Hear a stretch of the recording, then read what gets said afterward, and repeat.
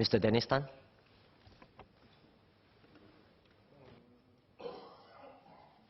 Mr. Deputy Speaker, I wish to declare my interest as a practicing lawyer whose work includes insolvency-related matters.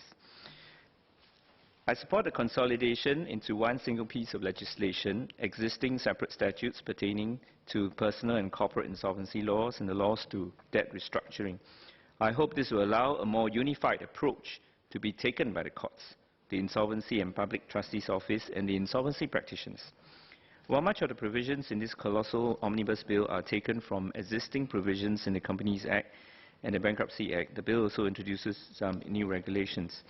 In particular, the bill will introduce a new regulatory regime for insolvency practitioners acting as office holders in insolvency and restructuring proceedings. This follows the practice in some other countries, for example, UK and Australia.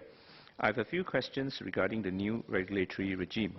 One, besides having the right qualifications, such as being a solicitor, public or a chartered accountant, which are provided in Clause 50, and besides the conditions stated in Clause 56B to L, what are the other conditions which the government intends to impose on all insolvency practitioners?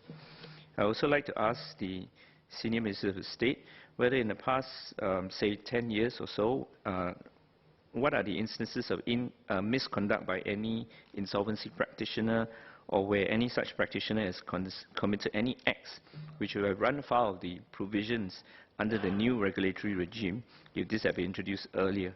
And perhaps the SMS can elaborate on what are some of these acts or misconduct cases complained of.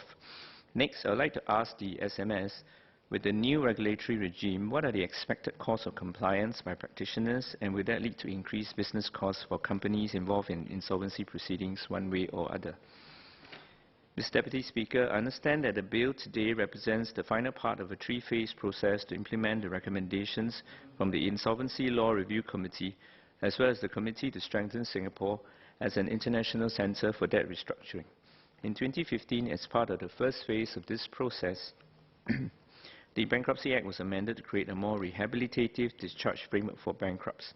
Provisions of the existing Bankruptcy Act have now been incorporated into this bill. I would like to ask the SMS whether he can provide any statistics for the past few years to show that the intentions and objectives behind the more rehabilitative discharge framework have been achieved, or at least that we are well underway to achieving such objectives. According to the data I've found on the MinLaw website for the number of bankruptcy applications for the past 2 years, after the new bankruptcy threshold was increased from 10 to 15,000, the number dipped in the first year and then rose again.